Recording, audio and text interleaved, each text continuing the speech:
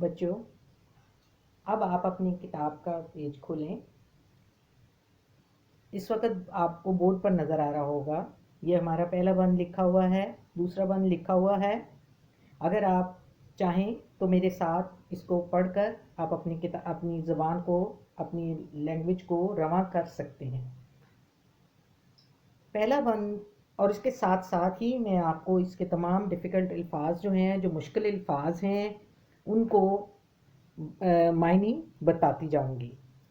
امید ہے آپ ان کے معنی لکھ لیں گے تاکہ آپ کو یاد کرنے میں آسانی ہو۔ یہ میدان و صحرا بنائے ہیں کس نے، یہ بل کھاتے دریا بہائے ہیں کس نے، ہمارے خدا نے، ہمارے خدا نے۔ اب اس شعر میں شعر دو مصروں کا ہوتا ہے، یہ بات یاد رکھیں۔ ہر شعر دو مصروں کا ہوتا ہے۔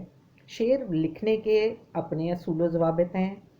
عام جملہ شعر کا مصرع نہیں ہوتا، اور دو سے کے علاوہ 3، 4، 5، 6 مصروں کا بھی بند کہلاتا ہے۔ دو مصروں کا شعر ہوتا ہے، دو سے زیادہ مصروں کا بند کہلاتا ہے۔ اب اس بند میں کہا گیا ہے یہ میدان و صحرا۔ میدان کس کو کہتے ہیں؟ چٹیل زمین کو، ہری بھری بھی ہو سکتی ہے جو کہ فلیٹ زمین ہوتی ہے۔ اور صحرا کہتے ہیں ریگستان کو، جہاں ریت ہی ریت ہوتی ہے، جہاں پانی نہیں ہوتا، پودے نہیں ہوتے۔ بنائے ہیں کس نے؟ ریت کے بڑے بڑے میدان بنانے والی انسان تو بنا نہیں سکتا، یہ اللہ تعالیٰ کی ذات ہی ہے جو بنا سکتی ہے۔ بڑے بڑے میدان، بڑی بڑی زمین جو کہ چٹیل ہے، اس کو ہرا بھرا کرنا انسان کے بس کی بات نہیں، یہ اللہ تعالیٰ ہی بنا سکتا ہے۔ تیسری چیز اس شعر میں ہے یہ بل کھاتے دریا۔ بل کھاتے دریا کیا ہوئی بھائی؟ سوچنے کی بات ہے۔ بل کھاتے دریا سے مراد ہے کہ دریا ہمیشہ پہاڑوں سے آتے ہیں۔ پہاڑوں سے جس وقت نکلتے ہیں تو آپ دیکھیں پہاڑ جو ہیں وہ ایسے ہوتے ہیں، اور اس کے درمیان میں جب کہیں دریا نکلتے ہیں تو وہ یوں پہاڑوں کے درمیان چلتے ہوئے نیچے تک میدانوں میں آتے ہیں۔ تو ان کے ٹیڑھے میڑھے راستوں سے گزرنے کو شاعر نے بل کھاتے دریا کہا ہے، اور یہ انسان دریا نہیں بہا سکتا، یہ سوائے اللہ تعالیٰ کے اور کوئی کام نہیں کر سکتا۔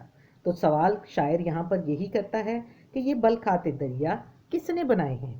آگے خود ہی جواب دے رہا ہے، ہمارے خدا نے، ہمارے خدا نے۔ ان سب کو بنانے والی کون سی ذات ہے؟ اللہ تعالیٰ کی۔ یہ اللہ کی تعریف ہے کہ اس نے اس دنیا میں میدان، صحرا، دریا یہ بنائے۔ اگلا بند ہے یہ گلشن میں پھولوں کی رنگین قطاریں بکھیری ہیں کس نے چمن میں بہاریں، ہمارے خدا نے، ہمارے خدا نے۔ اب اس بند میں دیکھیں کہ پہلا لفظ ہے گلشن۔ گلشن کا کیا مطلب ہے؟ باغ۔ باغ کا مطلب جہاں سبزہ ہوتا ہے، گھاس لگی ہے، کیاریاں ہوتی ہیں، رنگ برنگے پھول لگے ہوئے ہوتے ہیں، کہیں سرخ ہیں تو کہیں نیلے ہیں تو کہیں پیلے ہیں تو کہیں اناری ہیں تو کہیں کسی اور رنگ کے ہیں۔ یعنی باغ وہی جگہ کہلاتی ہے جس میں سبزے کے ساتھ ساتھ مختلف درخت لگے ہوں، مختلف پھول کھلے ہوئے ہوں۔ اسی طرح وہ کہہ رہے ہیں کہ یہ مختلف رنگوں کی جو بہاریں ہیں اور جو ہماری آنکھوں کو بھلی لگتی ہیں، کہ یہ کس نے؟ چمن۔ چمن کا مطلب بھی کیا ہے؟ باغ۔ یہ بات یاد رکھیں کہ جس طرح آپ انگریزی زبان پڑھتے ہیں تو ایک لفظ کی بہت سے معنی ہوتے ہیں، اور جو معنی ہوتے ہیں ان کو مترادف کہا جاتا ہے، جو ان لفظوں کا متبادل ہوتے ہیں۔ تو یہاں پر گلشن کا مطلب چمن بھی ہے، چمن کا مطلب گلشن بھی ہے، اور ان کا تیسرا معنی باغ ہے۔ پھر گلزار ہے۔ یہ سب لفظ باغ کے لیے، گلشن کے لیے استعمال ہوتے ہیں۔ آگے اس نے کہا ہمارے خدا نے، ہمارے خدا نے، اور یہ سب خوبصورتی، یہ رنگینی کس نے پیدا کی ہے؟ ہمارے خدا نے، ہمارے خدا نے۔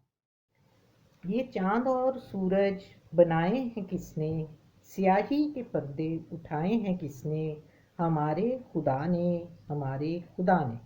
अब इस बंद में शायर जो है वो चांद और सूरज की मिसाल देता है। चांद से मुराद रात का राजा, सूरज से मुराद दिन का बादशाह। ठीक है, चांद है तो रात बनती है, सूरज हो तो दिन बनता है। स्याही के पर्दे उठाए हैं किसने। अब यहाँ स्याही से मुराद ये इंक पॉट नहीं है, स्याही से मुराद रात की स्याही, यहाँ से रात के अंधेरे से मुराद। उठाए हैं किसने, यानी स्याही के पर्दे से दिन के निकालने को।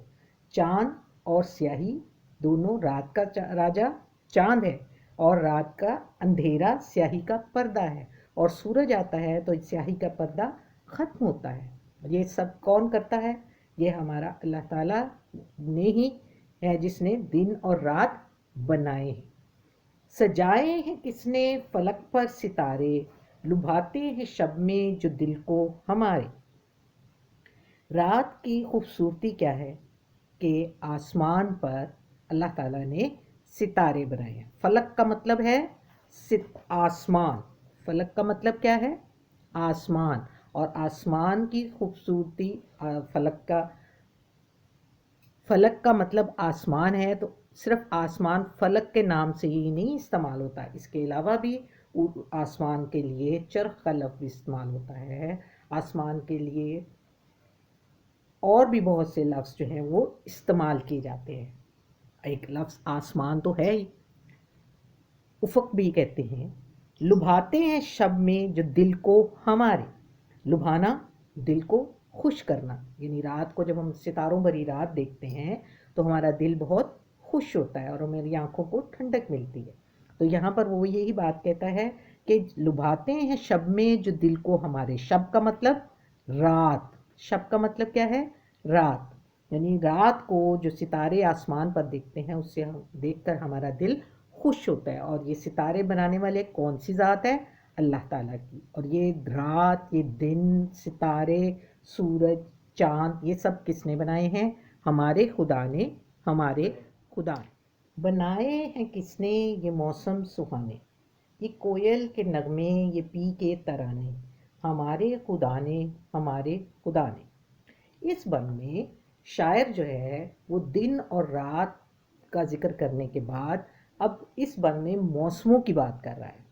कहता है कि ये मौसम, जो मौसमों की रंगीनियाँ हमारे इर्द गिर्द हमें दिखाई देती हैं, कभी सख्त गर्मी पड़ती है, कभी सख्त सर्दी पड़ती है, कभी बहार आती है तो कभी पत्ते झड़ने लगते हैं। बहार की अपनी रंगीनी है, ख़िज़ां का अपना रंग है, और सर्दी में शिद्दत की सर्दी है, बर्फ़ पड़ती है, सफ़ेदी है, गर्मी है तो उसकी अपनी शिद्दत है, उसकी अपनी रंगीनी है। तो ये तमाम मौसमों को वो कहता है कि ये खूबसूरत नहीं रखते हैं, हर मौसम की अपनी खूबसूरती है, इसलिए उसे सुहाना कहा। सुहाने का मतलब होता है खूबसूरत, दिल को अच्छा लगने वाला। ये कोयल के नगमे, कोयल जब मौसम बरसात आता है, बारिशें होती हैं, तो जब बारिशों के मौसम में नमी ज़्यादा होती है तो जंगलों में कोयल तराने पड़ती है। तराने का मतलब है कि कोयल एक ख़ास आवाज़ निकालती है। और ये पी के तराने, पी का मतलब है पपीहा। पपीहा भी एक परिंदा है जिसको पी, शायरी में उसे पपीहा की बजाय पी का लफ्ज़ इस्तेमाल किया जाता है। ये पी का मतलब है पपीहा, इससे मुराद पपीहा है। कोयल, आपने कोयल देखी होगी, इसकी भी बड़ी खूबसूरत आवाज़ है। और जब मौसम बरसात आता है तो उसके सुहाने मौसम में ये नगमे, ये दरख्तों पर जब बोलती है तो कानों को बहुत भली लगती है। और ये सब क्या है, ये हमारे खुदा ने, हमारे खुदा ने।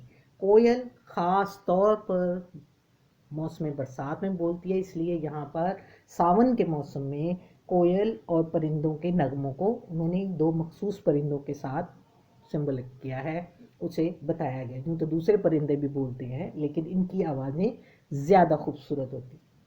उसके बाद है हमें भूख के वक्त किसने खिलाया, हरास और ख़तरों से किसने बचाया, हमारे खुदा ने, हमारे खुदा ने।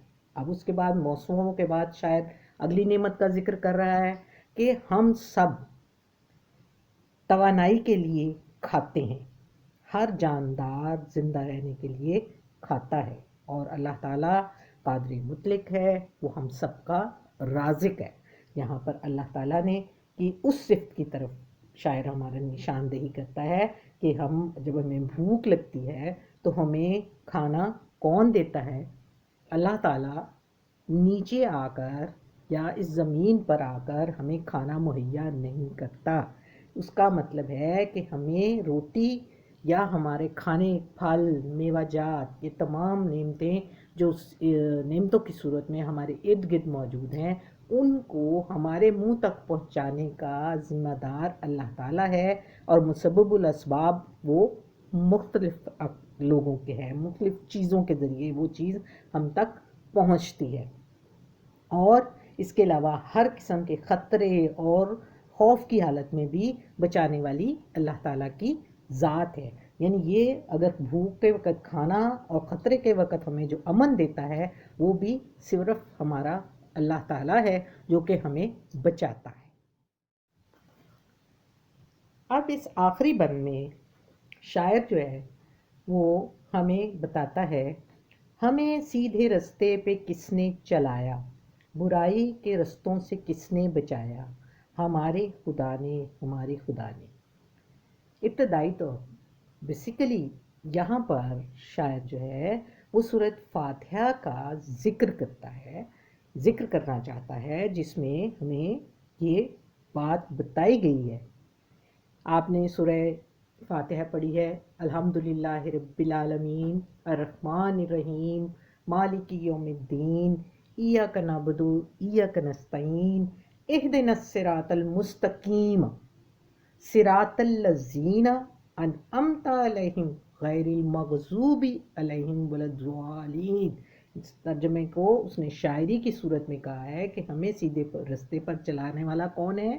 اللہ تعالیٰ، اور برائی کے رستوں سے بچانے والا کون ہے؟ اللہ تعالیٰ۔ اور اللہ تعالیٰ ہی ہمیں توفیق عطا فرماتا ہے کہ ہمیں نیکی اور برائی کی پہچان ہو، اور نیکی کے راستے کو کیا کہتے ہیں؟ سیدھا راستہ، صراط مستقیم۔ اور برائی کا راستہ جو ہے وہ لوگ جن پر غضب نازل ہوا، یعنی وہ برے رستوں پر چلنے والے جو اللہ کے غضب کا شکار ہوئے، کہ اللہ تعالیٰ ان سے ناراض ہوا، اور اللہ تعالیٰ نے ہمیں ان برائیوں سے بچایا ہے، اور ان تمام باتوں سے ہمیں بچانے والی اور ہمیں نیکی پر راستے پر چلانے والی ہماری اللہ تعالیٰ کی ذات ہے۔ یہ ہمیں وہی سیدھے راستے پر چلا سکتا ہے اور برائی سے بچا سکتا ہے۔ ہم سب کو بچانے والی اللہ تعالیٰ کی ذات ہے۔